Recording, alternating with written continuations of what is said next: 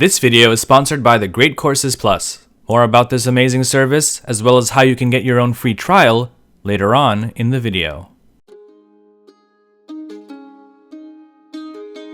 As we've discussed in several previous programs on this channel, the world of the Eastern Mediterranean and the Levant has an extremely long and rich history. It was the home of many ancient civilizations, including the Minoans, Mycenaeans, Egyptians, and countless other groups of people living along the coasts of southern Anatolia and the shores of what was once called Canaan. Connecting the continents of Asia, Europe, and Africa, this part of the world has for millennia been the place where different peoples, ideas, artistic styles, trade, and commerce have all come together.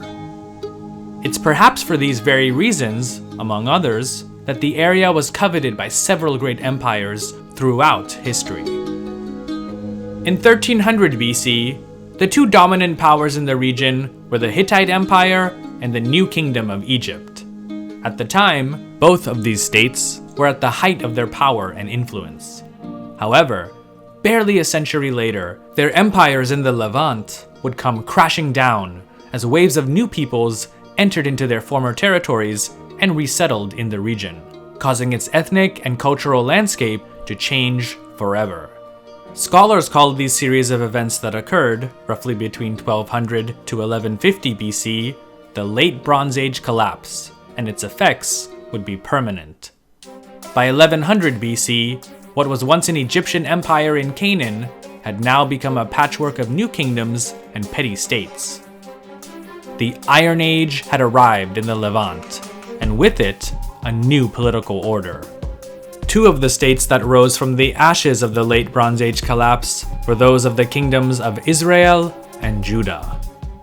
However, further to the east in the land that the Greeks called Mesopotamia, a military juggernaut had awakened. These were the armies of what became the Neo-Assyrian Empire, who, for better or worse, would directly impact the world of the Eastern Mediterranean and beyond. The story of the meeting of these two worlds, that of Mesopotamia and the Eastern Mediterranean during the early Iron Age, is one of the most exhilarating in all of ancient history. It's during this time that Israel confronted Assyria.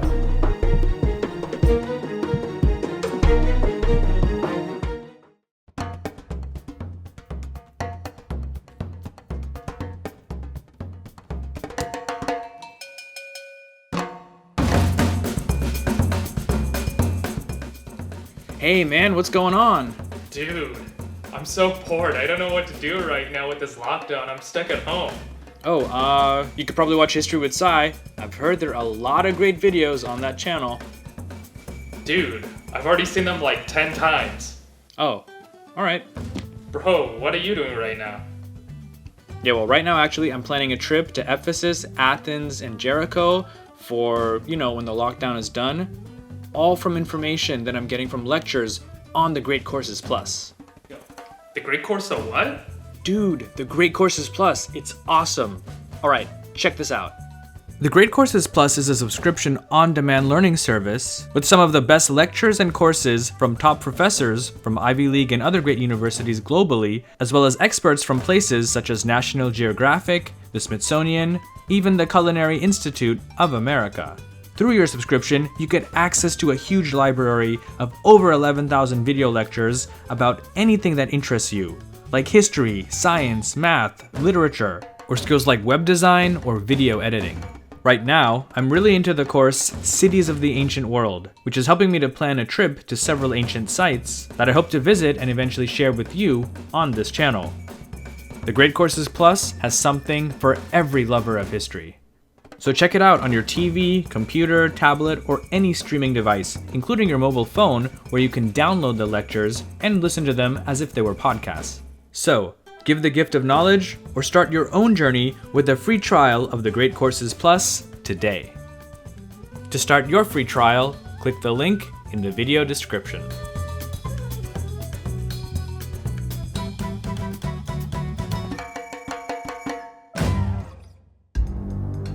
The stories found in the books of the Hebrew Bible, what Christians call the Old Testament, have fascinated people from all parts of the world. regardless of their religious affiliation. Passed down from generation to generation until some of them were finally written down, for nearly 2 millennia, practically all of our ancient knowledge of the area came from the various books of the Bible. Then, in the latter part of the 19th century, the field of archaeology exploded, and relatively soon, with the decipherment of several ancient languages, such as Akkadian and various forms of Canaanite, our knowledge of this region increased exponentially, and with it, the history and backstory of many of the places, people, and events that appear within the pages of the Hebrew Bible. This includes the two kingdoms that we know as Israel and Judah. While at the moment there's been little archaeological evidence uncovered with regard to the earliest history of these two kingdoms, the latter history of both is much better documented, especially after King Omri of Israel, whose reign most scholars have estimated to have been between the years 885 to 874 BC. Archaeology has confirmed that both Israel and Judah were part of a very lively neighborhood, to say the least. To the north of the Kingdom of Israel was the Confederation of Phoenician city-states, the most powerful and wealthy being Byblos, Sidon, and Tyre. To the northeast was an Aramaean kingdom centered around the city of Damascus, which we conveniently call Aram Damascus. Other kingdoms east of both Israel and Judah were Ammon, Moab, and Edom. Southwest of Israel and west of Judah were the Philistine city-states. And beyond these was the once great kingdom of Egypt. Let's not also forget, to the west of both was the Mediterranean Sea, which brought with it many opportunities as well as threats. Sometimes friends, other times foes, these relatively small kingdoms and states were constantly interacting with each other, most significantly through trade and commerce. For the most part, they shared many similarities with regard to culture and language. In addition, their location at the nexus of Asia and Africa, along with their proximity to the island cultures of the Eastern Mediterranean, allowed them to absorb all sorts of outside influences. However, it was a kingdom further to the east, in the land that the Greeks later called Mesopotamia, that by the mid-9th century BC would be the greatest influence and power broker in the Eastern Mediterranean: Assyria. Though relatively far away, most in the Eastern Mediterranean world at the time had heard of Assyria. Centered around the city of Ashur, today in northern Iraq, the Assyrians first really came onto the pages, or rather tablets, of history around 2000 BC as intrepid traders who set up merchant colonies as far away from their homeland as central Anatolia.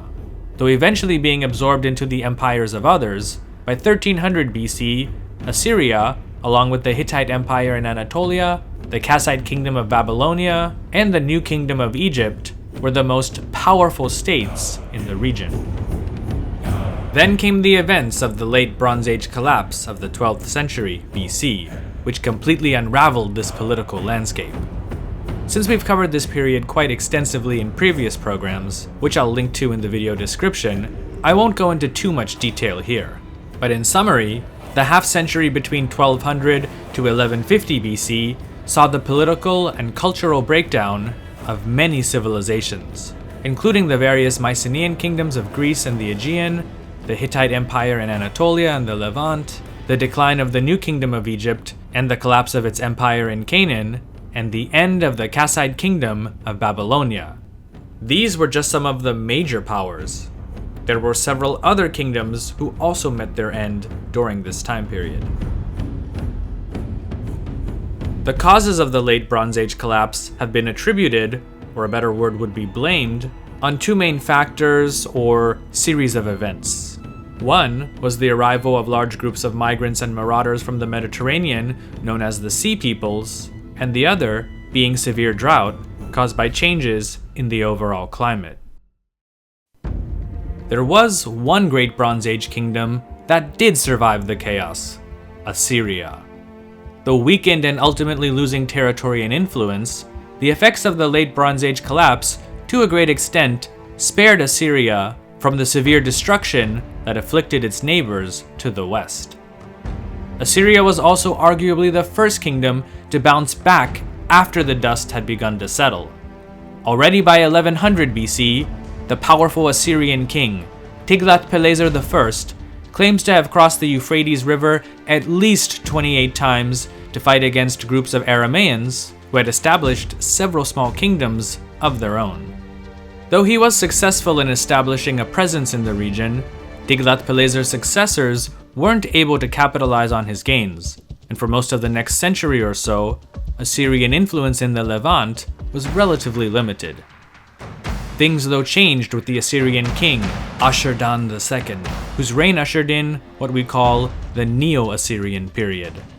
Starting from around 934 BC and continuing for the next 3 centuries, Assyria would go on to dominate much of the Near East on all fronts, including the Levant.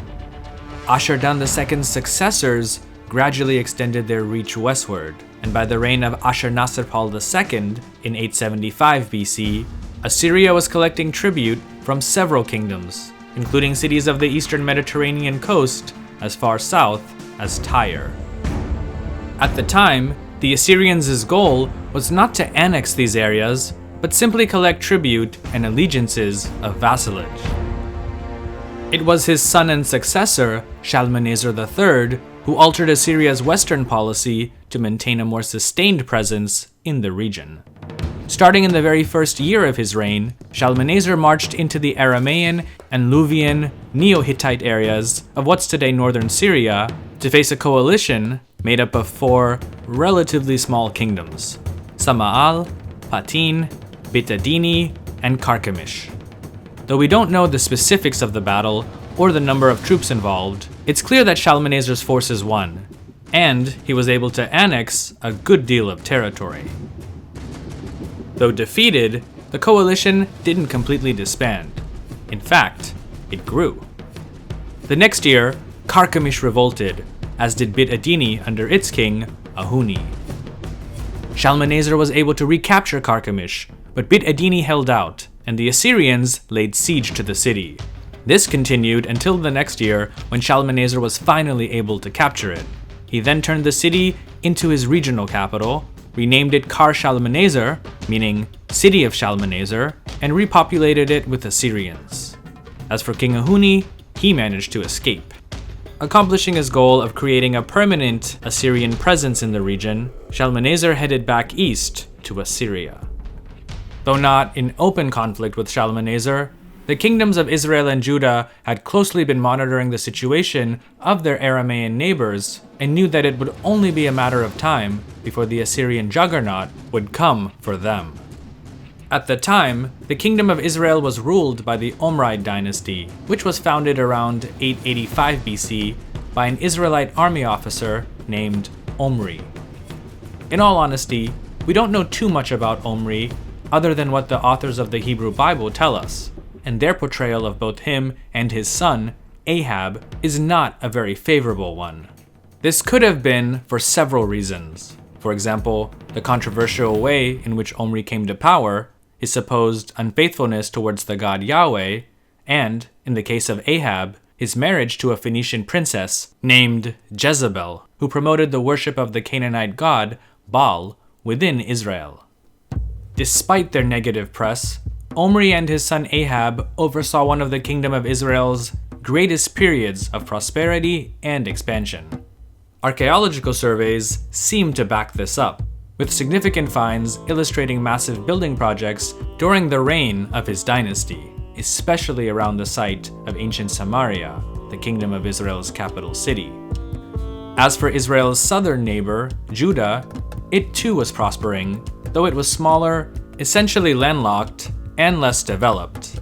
It's very likely, though, that Judah's independence may have been quite limited, with the kingdom being in reality a vassal of Israel. For example, there are several references in Assyrian texts to various kings of Israel, but none of any king of Judah until much later, towards the end of the 8th century BC. Even if this was not the case, it's clear that Israel under the Omride dynasty was the more powerful of the two kingdoms.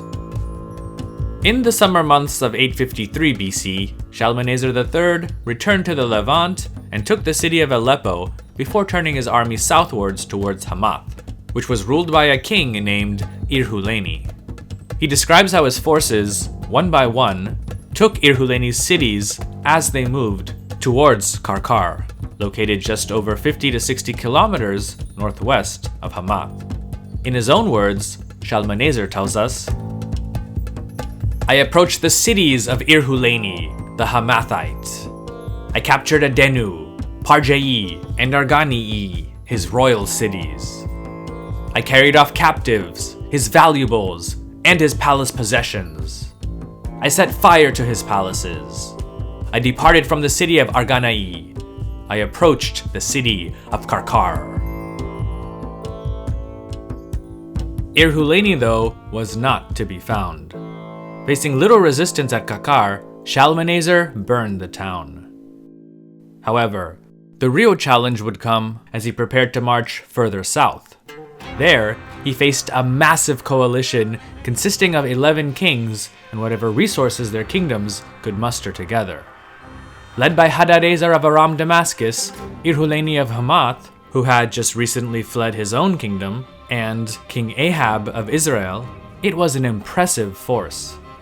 Though there's no way to confirm his numbers, Shalmaneser in two monuments, known as the Kirk monoliths, gives us his estimate of the coalition. It's a pretty long inscription, so I'm just going to break down the numbers by king and kingdom. First we have 1,200 chariots, 1,200 horsemen, and 20,000 soldiers of King Hadarezer of Damascus.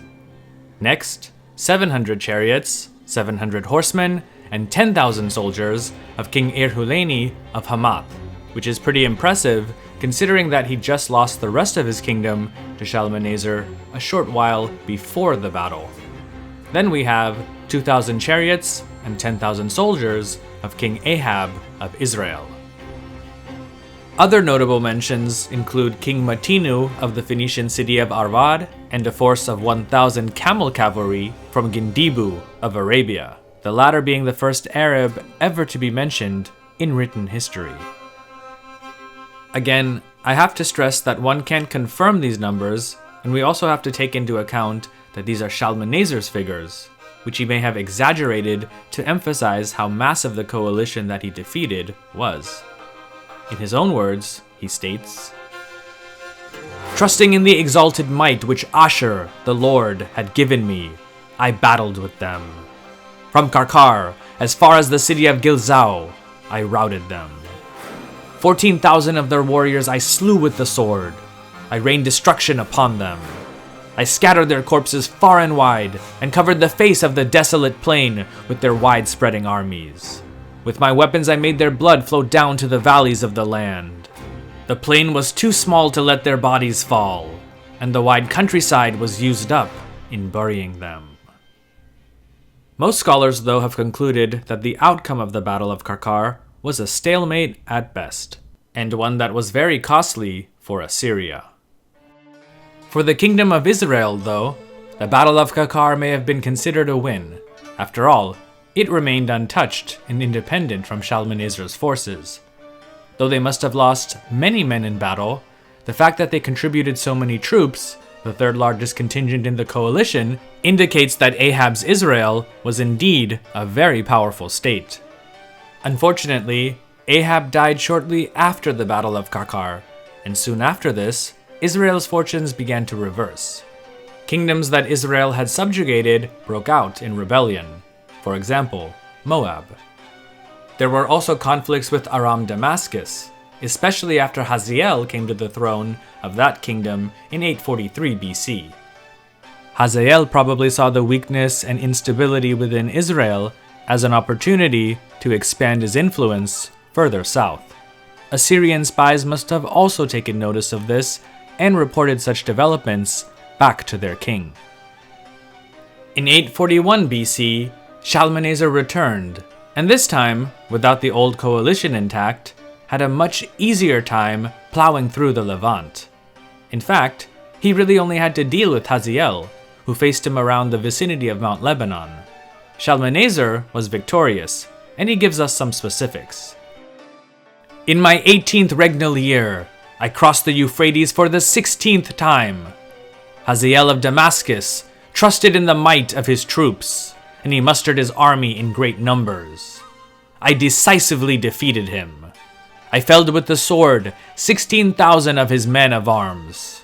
I took away from him 1,121 of his chariots, 470 of his cavalry, together with his camp.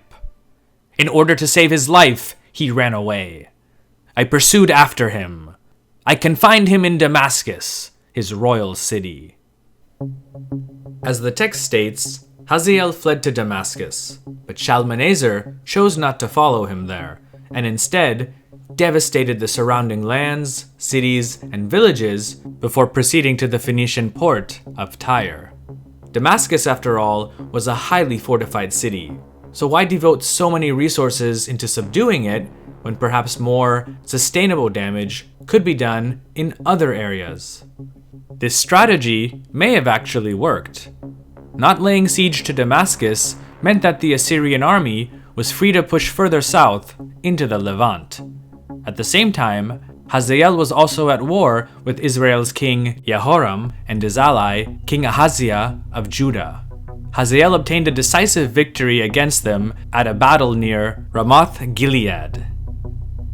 Injured, Jehoram fled to the fortress city of Yisrael, but he was soon overthrown by one of his generals, Jehu, who became king of Israel and founded a new dynasty. Though the Hebrew Bible states that it was Jehu who killed Jehoram, a broken Aramaic inscription from the site of Tel Dan appears to indicate that Jehoram may have been killed by Hazael's forces.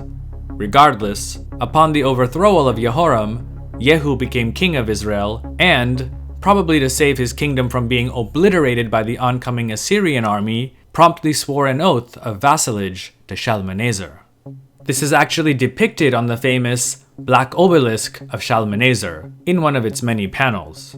Shalmaneser's inscription on it reads, "I received the tribute of Jehu, silver, gold, a golden bowl, a golden goblet, golden cups, golden buckets, tin, a staff of the king's hand, and javelins."